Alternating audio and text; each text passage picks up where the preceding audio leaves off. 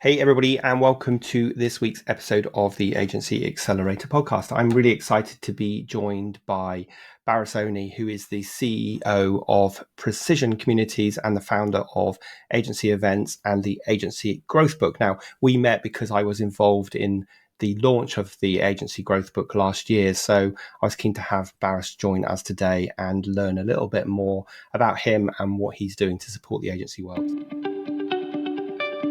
Accelerate your agency's profitable growth with tools, tips, and value-added interviews with your host, agency owner and coach, Rob DaCosta. So welcome to the podcast, and why don't we just kick things off by you giving us a bit of background on yourself and how agency events came about. Thanks, Rob. And the thing is, actually, I have to start by thanking you because you did contribute to the book. You're one of the authors, and thank you for that. Well, we ourselves, the company is called, just like you said, Precision Communities, and we are an events company. We are people that come from events and not the world of agencies. And Agency Growth Events is a media brand that we're running, and it is tailored to the growth of digital marketing agencies worldwide. And this came about in the pandemic, as everything did in the past 4 or 5 years, I guess, the huge accelerator. We were a group of people who were employed in the let's say, events, live face-to-face events industry. And when that crumbled, we started our own thing. Because what happened is some of the incumbent players in the world of events did not want to support virtual as a format, whereas we thought it did have legs. So we launched our own company, and now we're partnering with different communities out there to launch event and media brands on top of them. So Agency Growth Events came about in one of those collaborations. And it has been quite a journey, because we always say you cannot just go and launch events or media, let's say, brand on top of, let's do it today for dentists. You don't do that, yeah?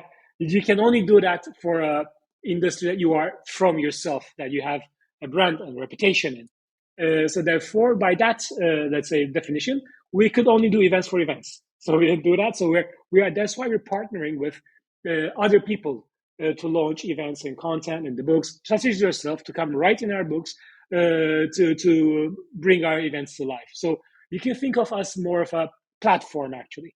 We are a platform company that hosts the know-how and the, let's say, media and marketing, know-how around how to do virtual events and bring communities together. And agencies is just the world that we are servicing. Yeah, and tell us why did you decide to launch an event and write the book for the agency world? What was it that got you into the agency? Was it a partner that approached you, or how did that happen? Yeah, we actually started off partnering with the Digital Agency Network, and that was the first community that we started working with, and we kind of liked it a lot. And the thing is, I personally, I worked in events all my life, but I was heading up digital and marketing for very big publicly traded companies here in the UK. So I'm not a, let's say, complete stranger to the world of agencies and marketing. And what we've come to find is just like, Russian dolls, big agency, another small agency, another small agency. So there's a proliferation of agencies in this world. So for us, for events people, it's a perfect ground because the supply of attention is self-perpetuating. Yeah, there's always a new agency being founded, and they always live through the same growth pains. And we have come to understand when we did our research and we found out topics that agency owners are interested in. And for us, with Agency Growth Events, we only cater for the owners, or let's say senior managers of agencies, because our content is only about growing your agency faster. So with that, we started in our season one. We did like 4 events. We had like 20-ish speakers, and we had accumulated a lot of content around how to grow your agency. And we looked at the top 4 or 5, which ones were driving lots of, let's say, attention our way. And we thought to ourselves, because I also come from a publishing background, so let's put that into a book. But we quickly realized that we needed real experts to write the book for us. So that's when we started approaching Rob, yourself, and some other highly regarded experts in the field to bring together what we now call the Agency Growth Book. And it actually has taken a life of its own. I've been told by someone else that it was a classic case of right time, right place. So we found ourselves in an incredibly lucky position where we had people like you wanting to write for us. So it has been an incredible privilege to host all that content together into one concise resource where agency owners can just go and download. It's free for them, and it will give them a very good idea on the basics of growth. Because as you know much better than I do, most of their pain points are common and shared and let's say, articulated and perhaps already solved problems that they need to find answers to. Yeah, now obviously we're going to share the link to the book in the show notes, so all the listeners, please do go and grab it because yours truly is in there and there are a lot of other amazing coaches in there. So tell us about some of the themes that are covered in the book. Yeah, we to grow a business, let's put agencies aside now. I mean, you need to sell better, sell more, service better so that you retain your clients, and operate more efficiently. Yeah. So we started looking at those broader themes and then applied them to the world of agencies. And I'm just going to read out the chapter names. There are like 6 chapters in the book. The first one is excelling at new business acquisition. Because that is the first thing perhaps you need to start with to make sure that you are getting more and more new business. The second one is creating new products and services. So actually selling more services to existing clients or maybe to new clients as well. The third one is attaining operational excellence, the third chapter. And that is about making sure that you operate in the most efficient way possible. And then there's efficiency through technology as well in the book, so that you get some vendors that might give you automation power or other things that might allow you to really jump to another, let's say, level of efficiency. And then we look at leadership and teams, which is perhaps branded as a softer topic, but I do believe it's perhaps the most important topic to make sure that you know what you're doing and you can lead people. Because I think the biggest, I think you'll also concur, one of the biggest problems that they might be facing is actually learning or going through their own maturity curve. Yeah, becoming, let's say, if it's a fresh start of a few people coming together, everyone's doing everything. Then you grow up a bit more. It's about being able to create, manage, and lead teams. And then we look at business planning until your exit, because if you don't have a roadmap, you actually don't know where you're going, just dancing with the wind. So it's very important to plot your journey. That's the chapter that your article is in, plotting your agency's journey. And it's about planning from day one until your exit, potentially, if you want to, from your agency, and making sure that you do have a roadmap. So these are the big issues that we've covered on one big book. And you might be thinking that's a bit too much, but the book is now 115 pages. So there's a lot of content in it.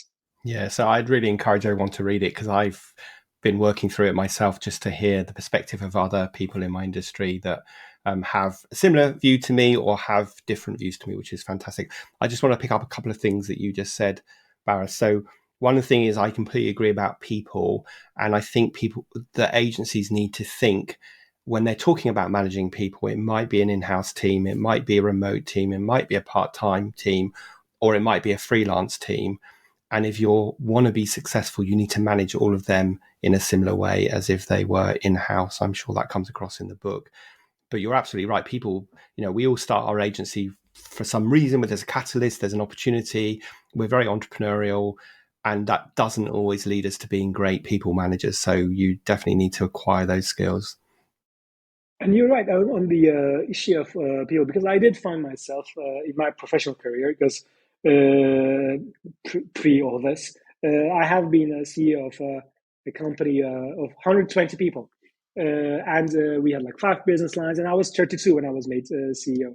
And I found it a baptism of fire to actually, because I was very good at what I was doing in my own department. So somebody decided that it was a good idea to put me in charge of everyone else. And this is actually what happens to most people. They are thrown into the deep end, and you either swim or you don't. And I think if you are enlightened enough, which I wasn't, you educate yourself on how to become a leader before you become a leader, and then you live up to that. Then I found myself working for very big corporates here in the UK, companies that employed 1,500 people across the globe in 20 locations, whatever. And I've been like, I found myself in my career path up to the C-level.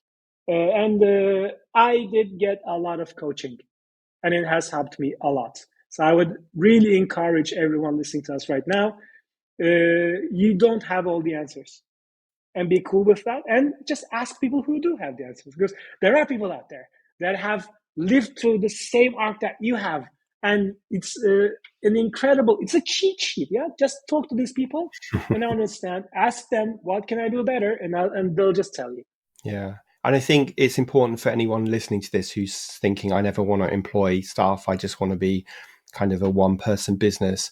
But you will employ staff because you employ VA, or you'll outsource work to a freelancer because when you need more capacity. And if you don't manage those people like an in-house team, then you are going to come across problems. So the second part of what I wanted to pick up on from what you were saying about the structure of the book is the section on kind of plotting your journey till your exit. And I just want to say that not everyone will always want to exit their business. Not everyone, that isn't a succession plan, doesn't mean exiting a business necessarily. It could be, but let's be realistic here. When you're selling a service-based business, you're not going to necessarily get the millions that you hope for. And you're certainly going to be tied in for a long earn out if you do sell the business. That's a whole other topic.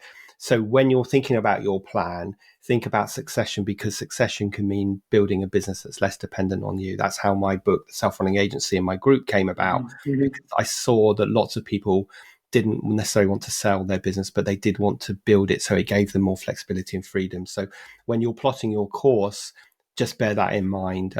We can kind of get our ego stroked and get our ego boosted by the idea of selling our business, but that isn't always the smartest approach to succession planning. Yeah, may I just interject, because I did sell a business, which is not an agency, but it was an events business, and I have been on the buying end multiple times, because the world of events is a very acquisitive space, and it's not always a fairy tale.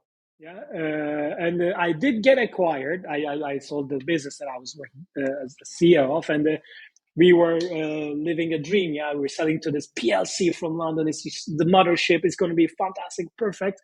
And the reality is, we did sell, and lots of people became millionaires, not me. And then the next morning, I received an email from someone I don't know at all. Yeah, from corporate HQ, that they wanted my sales numbers by this date. So the sale is not the holy grail that will suddenly enable all of your dreams.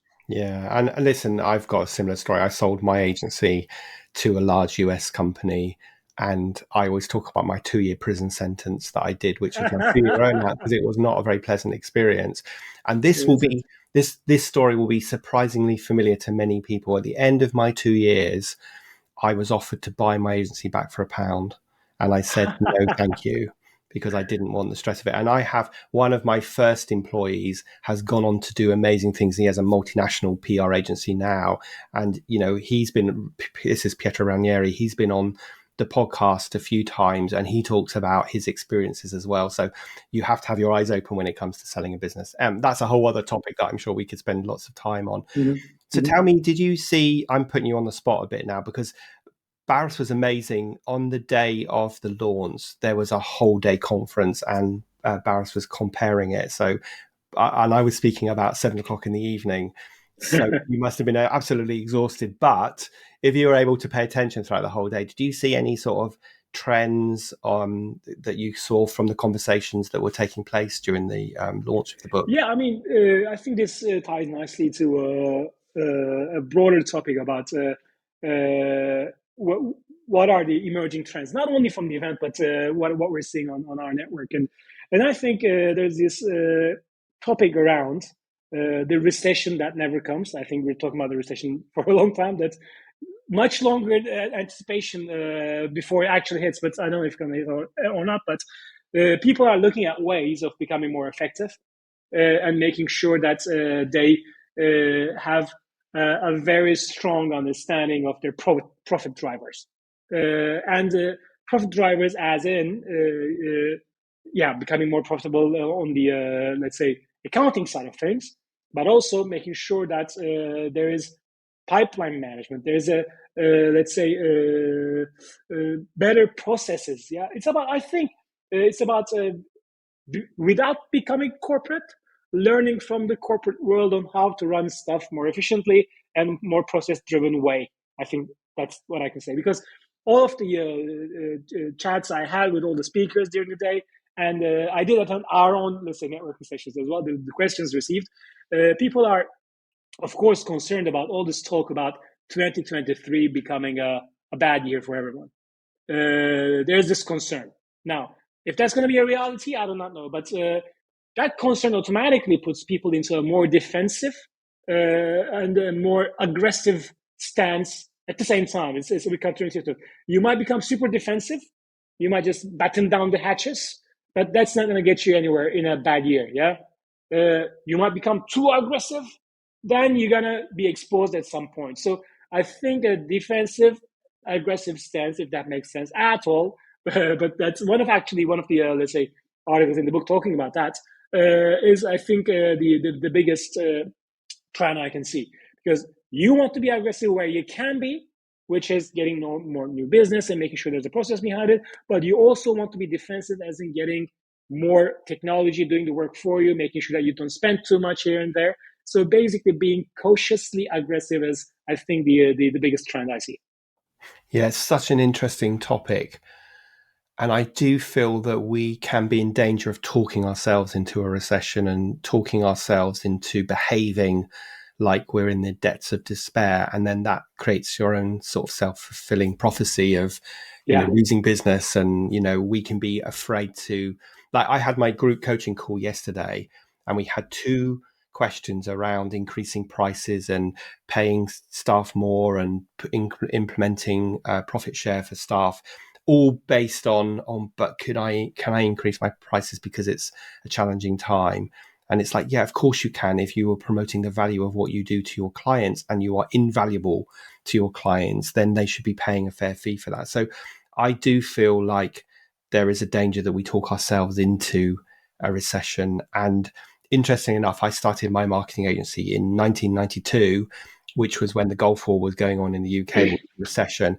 And then I started this coaching business in 2007 at the height of the financial crisis. So inadvertently, I've started two businesses when we're in a recession. And I've always believed, well, if I could survive that, I can survive anything. So I think I would concur with what you just said, Baris. And I think that we just have to do business as usual, but also be super mindful on making sure we're doing the right tasks, because running a business is a simple equation of do A plus B plus C and you get the results. And you just need to know what A plus B plus C is, which is keep an eye on your costs, make sure you're investing consistently in business development, make sure you're winning the right type of client, charging, be really mindful of your margin, because that's the number that really, really matters. And I know there was some great talks from people like Marcel Petitbat in the launch and in the book, he's been a guest on my podcast. He's done some expert training with my group and he is fantastic. So listeners, make sure you grab a copy of the book, because it is full of tons of insightful golden nuggets that will help you, and definitely I was just talking to him yesterday, by the way, and yes, his speech was one of the most popular ones, because there's a lot of practical information packed into that 10 minutes, so I highly advise everyone to make sure that that is one of the articles they read or watch on our website. Yeah, so let's just move the conversation forward a bit. What's the plans? I don't know if you can reveal any of this, but what are the plans in 2023 for repeating this or doing again or other agency events? Absolutely. More books, absolutely. Because what we're going to do next year is we're going to do 3 books. The agency growth book is going to become this annual growth conference that we do. It will be always on the first week of December. So next year, this year actually, 2023 December, you will have the new version of the book, and hopefully with your new article in it, Rob. I'm hoping. Sure. And it will be a most probably 2-day event this time, and agencies will be able to come engage more with the experts in the field and get a 2-day immersive course on how to accelerate their growth. So that's definitely happening on the first week of December. We're also going to be doing 2 other specific agency type books. One of them is going to be for PPC agencies. One of them is going to be for e-commerce agencies. So for those, one of them before and one of them right after the summer. And same, we'll be working with the experts in the field to give us related content to those type of agencies, and how to operate them better. And on top of those 3 books and 3 events, we'll be doing a lot of roundtables now. We're talking to some sponsors that do want to have select roundtables, and some of them also want webinars. So we'll be doing some smaller events throughout the year in the webinars and roundtables. But roundtables are interesting because that is where you get a 2-way debate. That is a select number of agencies that come together around one topic, and there is a presentation, and then we all get to talk. It's like a 2-hour call, and that's a more intimate, let's say, interaction between people. So we'll be doing those as well. And we'll also have a special project, which might be an in-person gathering in the US, but we'll see. We'll see. Yeah, fantastic. So it sounds like you're going to become a fairly significant kind of provider of education and information in the agency world, which is really exciting. Hopefully. And, Hopefully. Yeah, I was glad to be a little part, albeit fairly late to the game last year, and hopefully this year will be a bit more proactive and involved. Absolutely.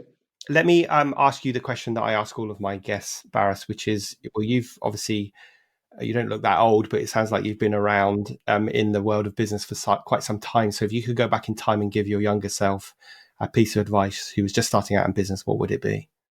Let me start by reverting a question, because I'm 45 now, but how far back are we talking? Are we talking me at 25, or are we talking me at 35?